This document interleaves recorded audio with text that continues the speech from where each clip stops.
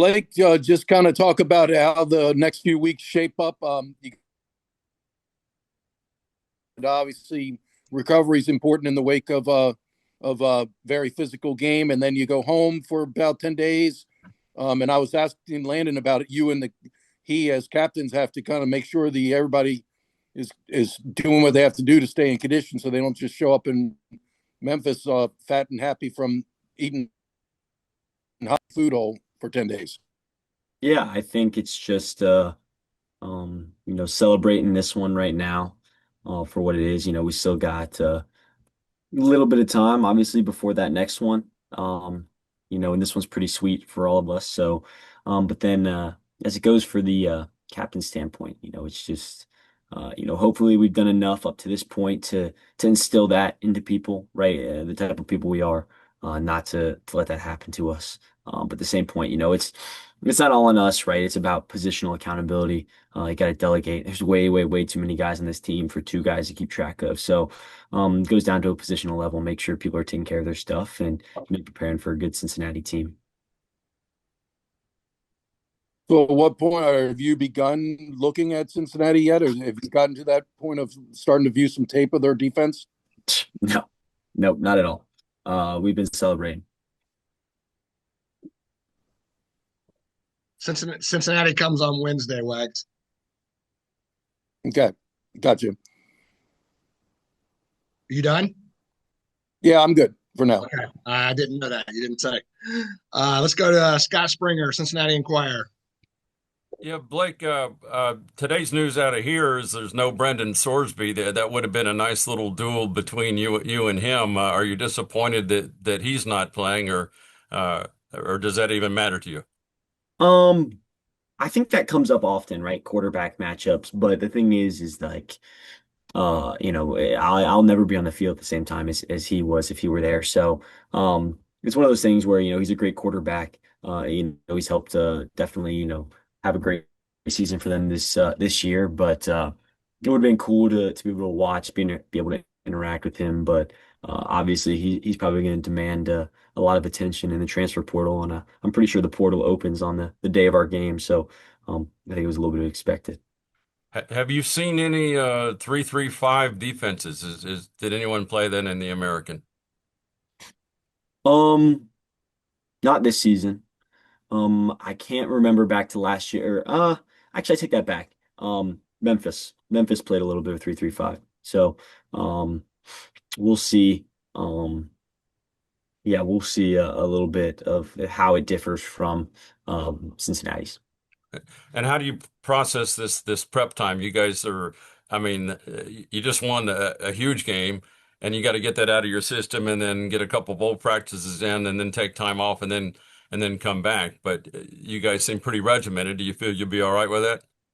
Absolutely. I think our coach Carizzi, our strength coach, always says, with good work, you're rewarded with more work. And sometimes it doesn't always seem that way, but it's how we train, it's how we go about our business, right? We know that by having a successful season comes with more work, and so we just got to take care of our stuff. The season's not over.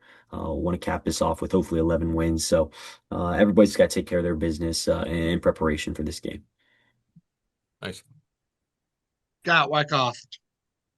Hey, Blake, how cool was the coin toss with the president?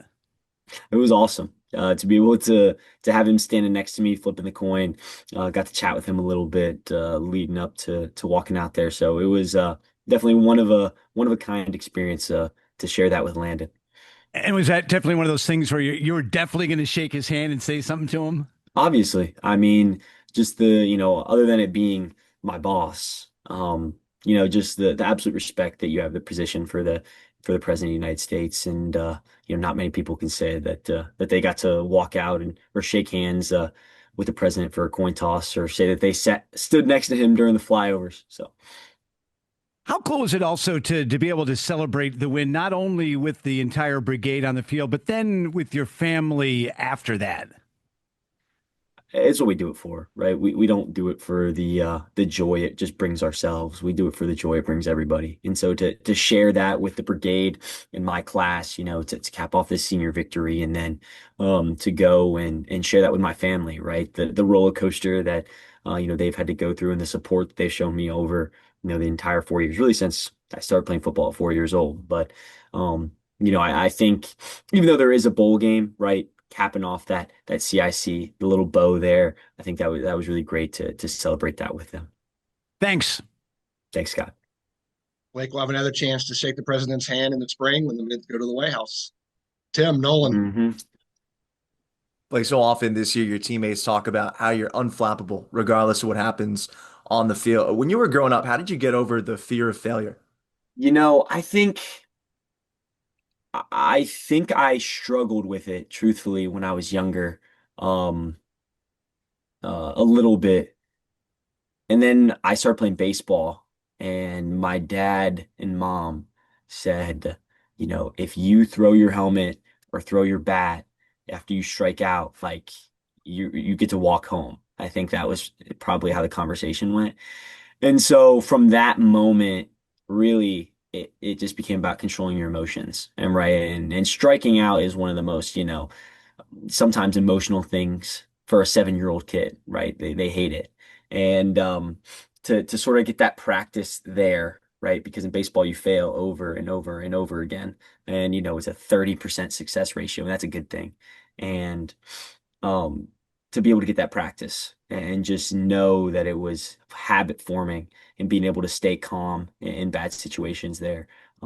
I think that's sort of where it all goes back to, and then how it's helped me here. How fulfilling is it for you that in your 2 games as a starter, you came away with the victory against those guys? Feels great. It's a little painful, right? And I know every young guy will always say this, like, man, I wish I could have left my mark on the game. Like maybe it would have turned out differently. Like, obviously being able to participate in the game just means, so much more to leave your impact. And so those first 2 seasons, it stung because I wasn't able to help our team in those situations. But, being able to make the most of my 2 opportunities I had versus Army and versus Air Force, I think was truly a blessing. And to go out 2-0 is unbelievable. You said in the post game on Saturday, Eli Heidenreich, one of the all-time greats of this program, and Landon today, first team All-American on the defensive side in 50 years. What has it been like playing with somebody at that level? I think I've always said it, but how our class shook out during COVID, it was going to leave a lot of guys who normally would have gotten, Power Five scholarships in a position where they were getting preferred walk-ons or Division II offers instead. And it left a lot of room for Navy to come in and get a lot of great guys in that 2021, 2022 high school recruiting class. And so,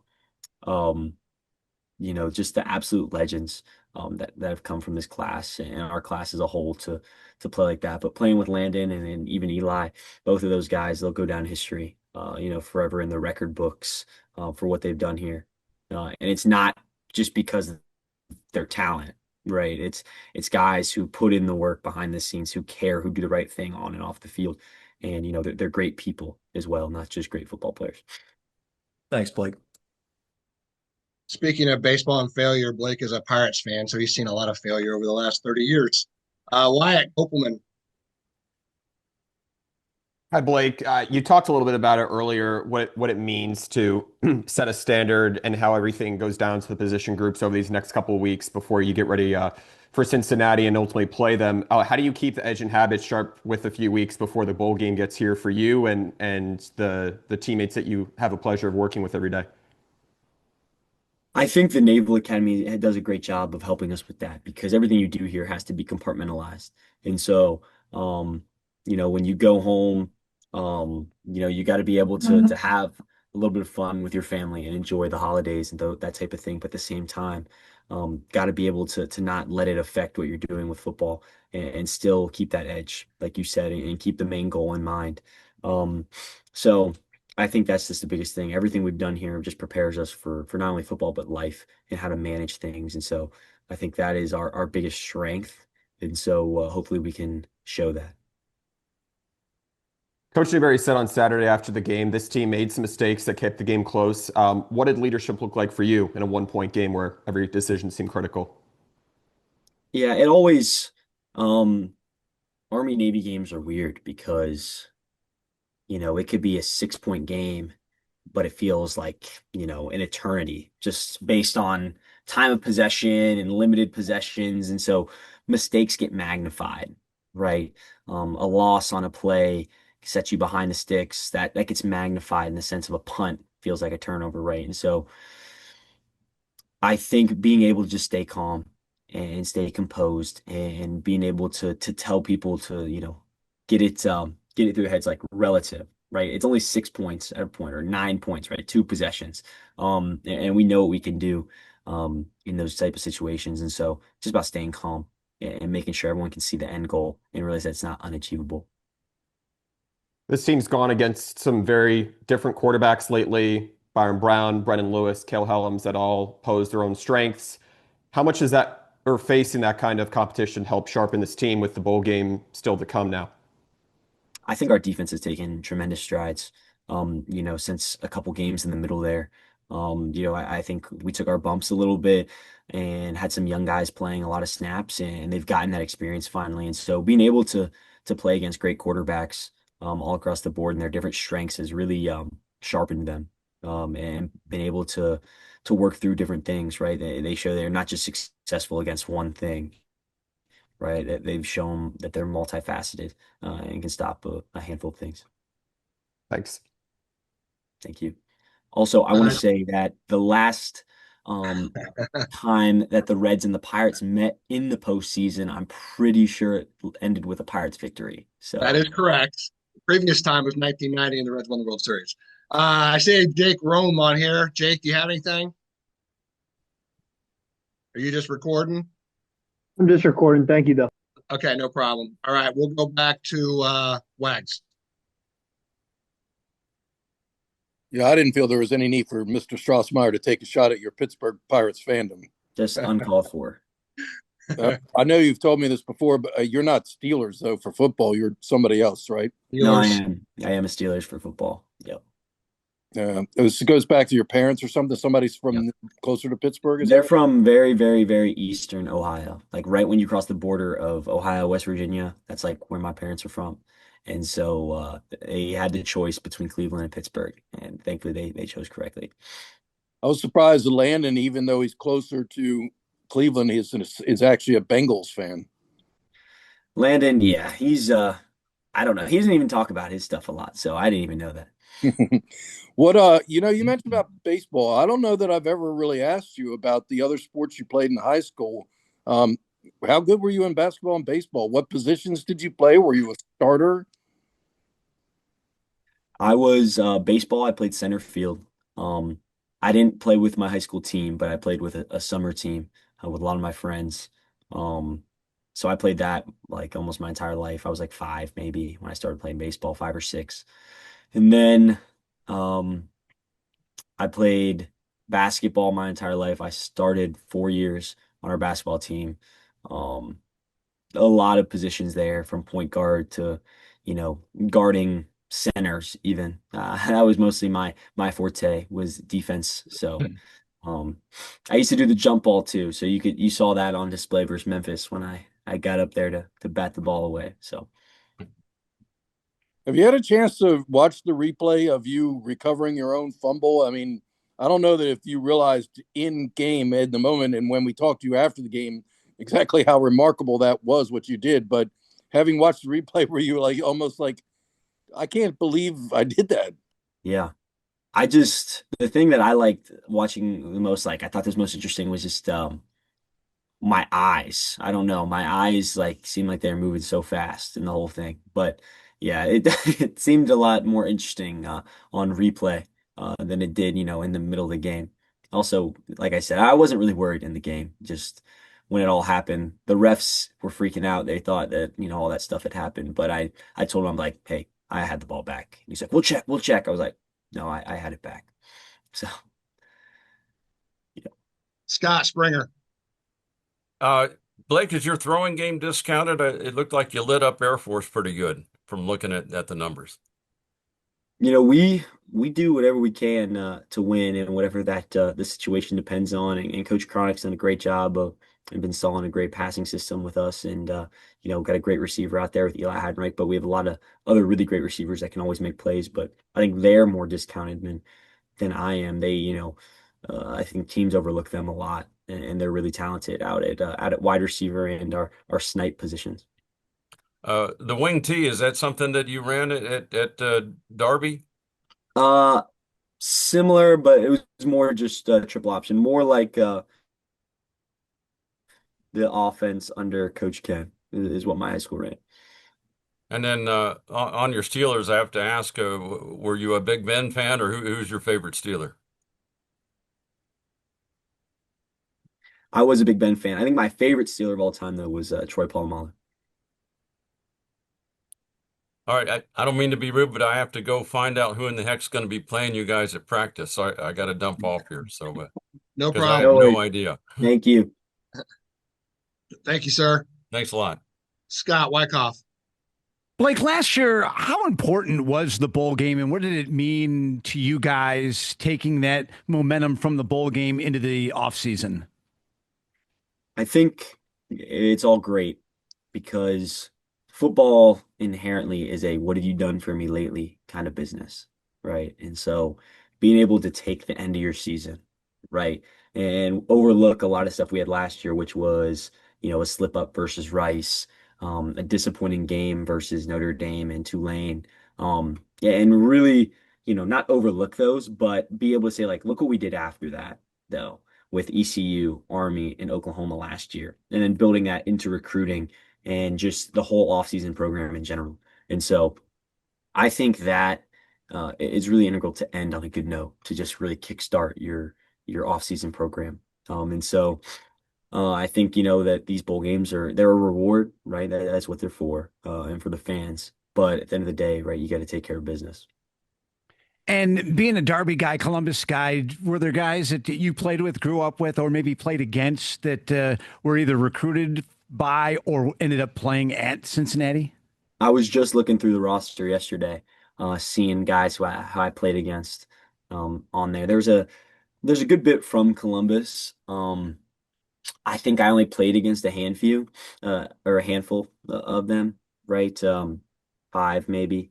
But I recognize a lot of the high schools that they went to, a lot of younger guys, like true freshmen from Columbus, because a lot of the guys that did go there are now transferred out, right? There was a defensive tackle, I believe, at FAU we played this year, who I played against in high school, but he started at Cincinnati. So a lot of those guys had transferred out sort of after Luke Fickell had left.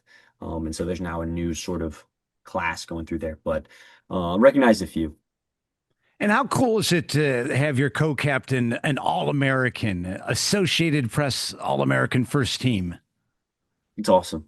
Just we talked about it a lot last year, and didn't have to talk about it as much this year, but being relevant in the national college football landscape, right? People are always like, oh, Navy football has good players. Like, yeah, we do. And so being able to be recognized, no matter who it is, we always talk about, right? The individual accomplishments for this team, they represent the unit as a whole.